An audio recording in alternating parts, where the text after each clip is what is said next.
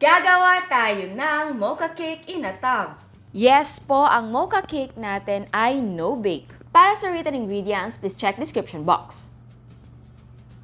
Para sa cake, i-combine ang all-purpose flour, baking soda, salt, powdered milk, instant coffee powder, and white sugar. Ang gatas na gamit ko ay Bear Brand, sa kape naman ang gamit ko ay Nescafe. Pero syempre, pwedeng gumamit ng mga gusto nyong brands. Tapos, haluin natin ito na maigi. Sa coffee, pwede yung dagdagan, pwedeng bawasan. Depende sa panlasa nyo yan. Sa tamis naman, ganun din, pwedeng bawasan yung sugar or pwedeng dagdagan. And then, ilagay na natin ang canola oil, white vinegar, and hot water. Sa oil, pwedeng gumamit ng vegetable oil or kahit anong oil na hindi matapang ang lasa or amoy. And then, mix it well.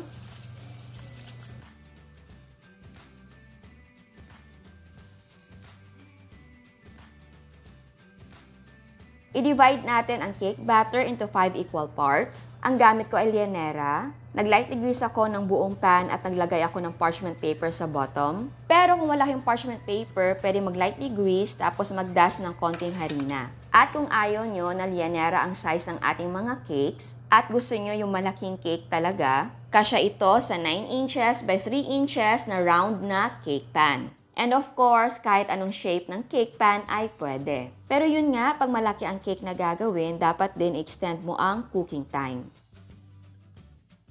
Kapag kumukulo na ang tubig, ilipat na natin ang mga pan sa ating steam basket. 3 pans lang ang kasya dito sa ating steam basket, so ang gagawin ko, yung 2, lulutuin natin sa second batch. So maswerte kayo kung malaki ang inyong steam basket. Tapos itap natin few times to release air bubbles para hindi maraming butas-butas ang mga cakes. Ngayon naman, i-wrap natin ang lid ng cloth para hindi matuluan ng tubig ang ating mga cakes galing sa steam.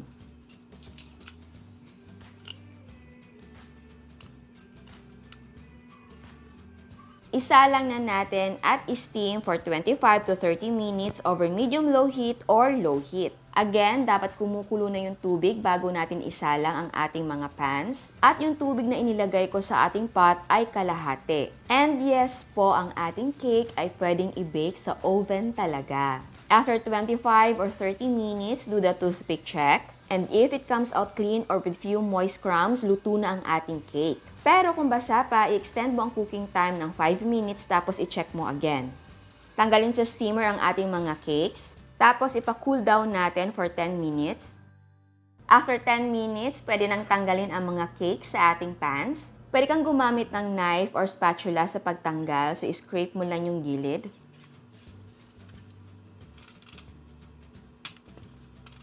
Peel the parchment paper off and cool completely. At habang pinapalamig natin ang mga cakes, gawin natin ang mocha frosting. In a pan, combine evaporated milk, condensed milk, cornstarch, vanilla essence, and instant coffee powder. And kung meron kayong ibang recipe ng mocha frosting, ay pwedeng yun ang gamitin ninyo.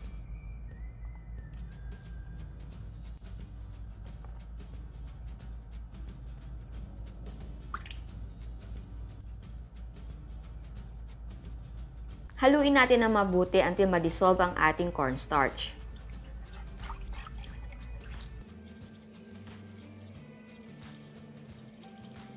Kapag natunaw na ang cornstarch, turn the heat on at lutuin natin ito until maging thick ang kanyang texture. Lutuin lang natin siya over low heat. Pwede ka mag-medium-low para may head start ka. Tapos kapag na-sense mo na medyo nag-thick na, tapos i-low heat mo na. Pero be careful lang dahil baka magkaroon ng lumps, lalo na kapag masyadong mainit. Ayan, after a few minutes, nag-thick na ang ating mixture. Ngayon naman, lagyan natin ng konting butter or margarine. And then, haluin na mabuti until mag-melt ito. Kapag nag-melt na, patayin ang apoy at palamigin ito. Kung malamig na ang frosting at ang ating cake, pwede nang mag-assemble. Ilagay natin ang cake sa ating tub. For me, siguro mas maganda kung medyo malapad yung ating container para malagyan talaga ang buong cake ng frosting. Ayan, lagyan na natin ng frosting ang ating cake. Ang frosting natin ay enough para sa 5 cakes na ganito ang size. Kung gusto nyo na mas makapal ang frosting na ilalagay sa bawat cake, dagdagan mo lang ang pagluluto ng ating frosting. Eto naman, gagamit ako ng clear packs. Eto naman container ko ay mukhang nasobrahan naman sa lapad. Ang usual na ginagamit ko ay 500 ml na clear pack. Pero naubusan ako ng ganun na size dito sa amin. Siguro yun ang ginagamit na size ng halos online seller na mga cakes or pasta or mga basta nagbebenta ng mga pagkain. Perfect kasi yung size niya eh. And mas mura yun kung i-compare mo sa mga microwavable na mga container. Mas mura talaga yun.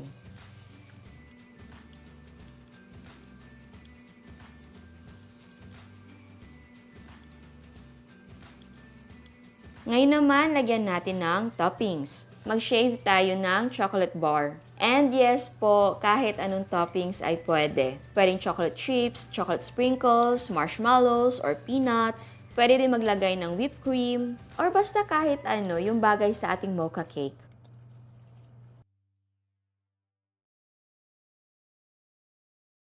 Dagdagan lang natin ng chocolate sprinkles para mas maganda.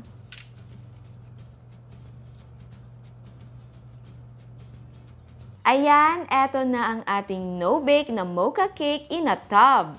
Pero bago tayo mag-taste test, sa hindi pa nakasubscribe, please subscribe sa ating YouTube channel and please click the notification bell and please click all para ma-notify kayo sa lahat ng uploads.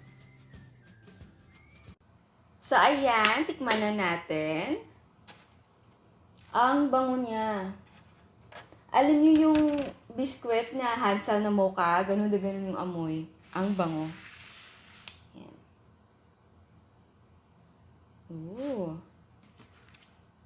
Napaka-moist. Tingnan niyo.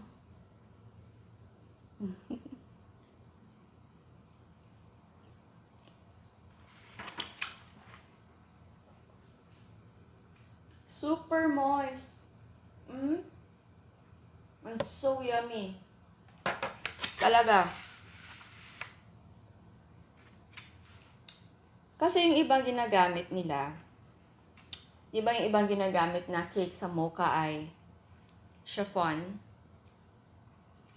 Yung sa iba na bibili sa mga, siguro yung parang commercialized masyado na cake, hindi mo masyadong feel.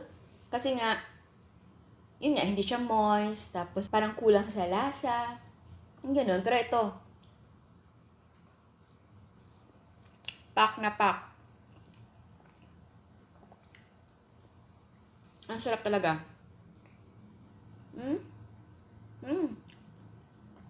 Super yum.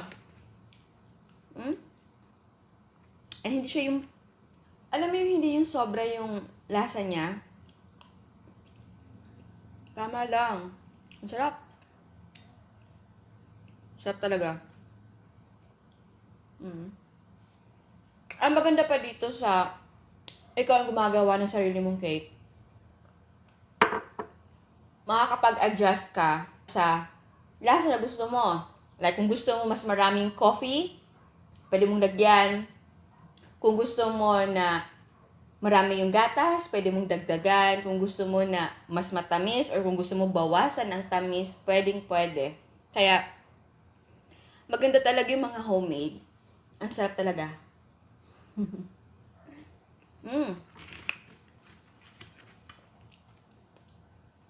At ganitong size, which is, di ba, nauuso ngayon yung mga cake in a tub, maliliit na version ng mga cake ng chocolate, kahit anong cake. Kasi maganda siya sa online selling.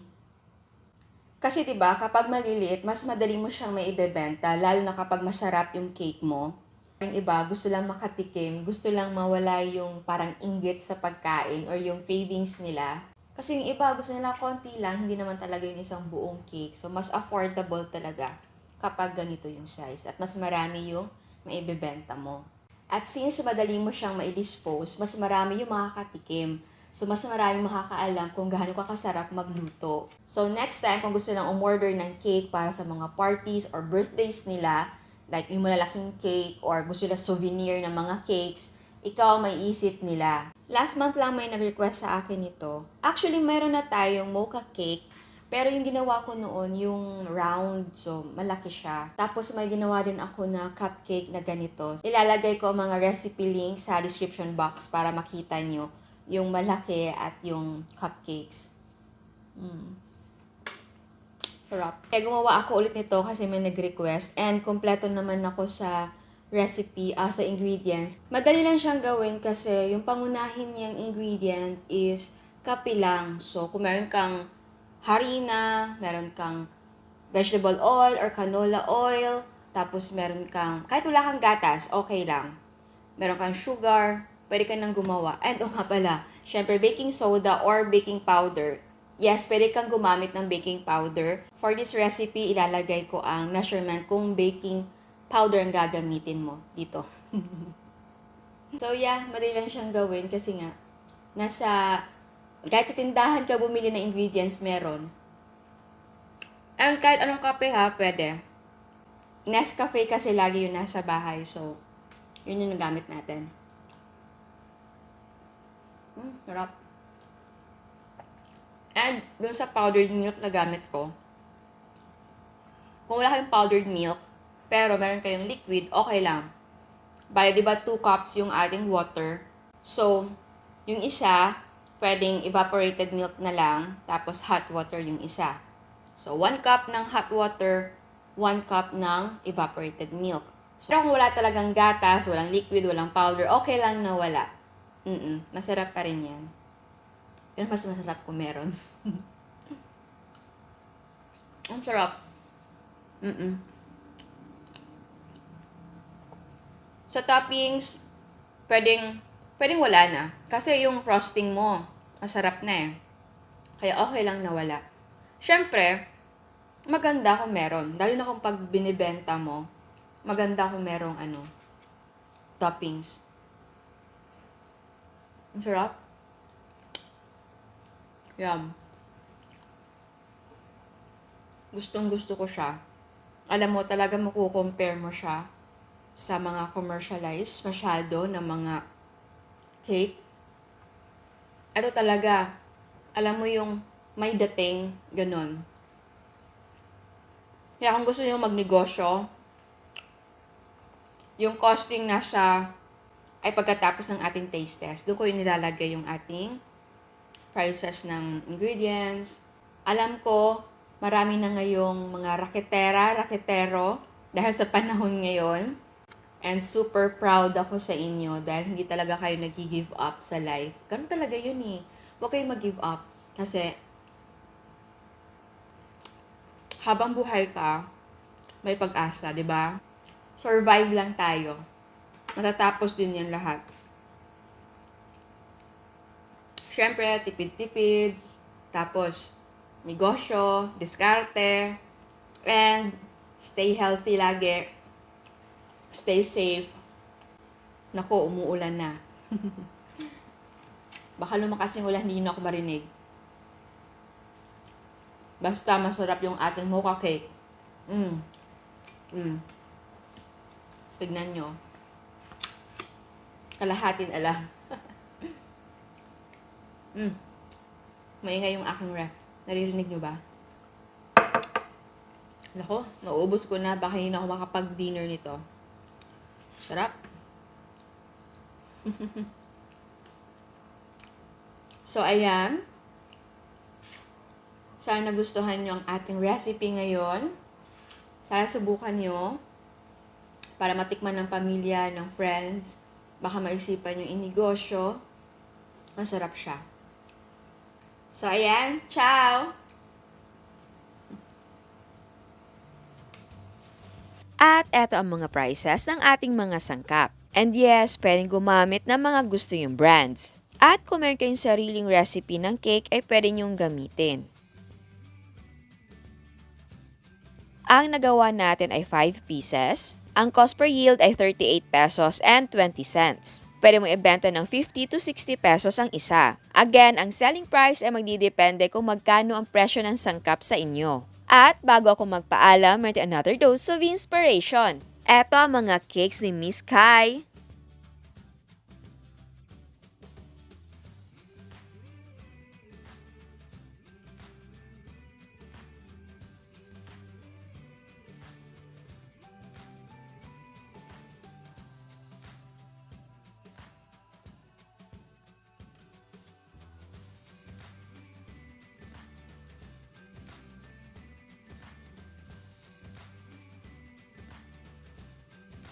Eto ang bibingka ni Miss Ulin.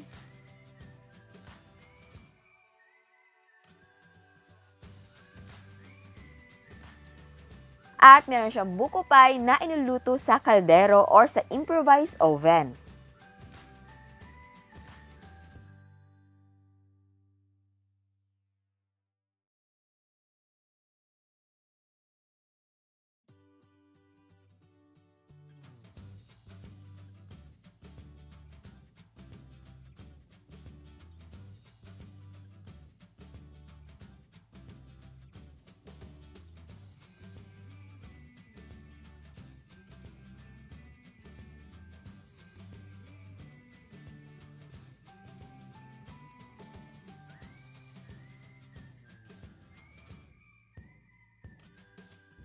Fresh lumpia by Miss Nisukod.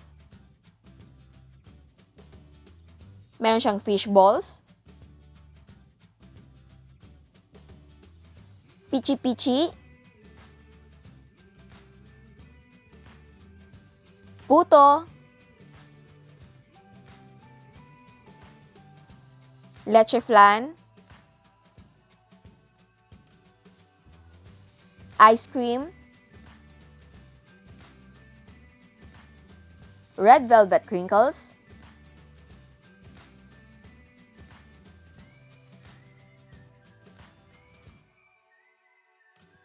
Chocolate mousse cake.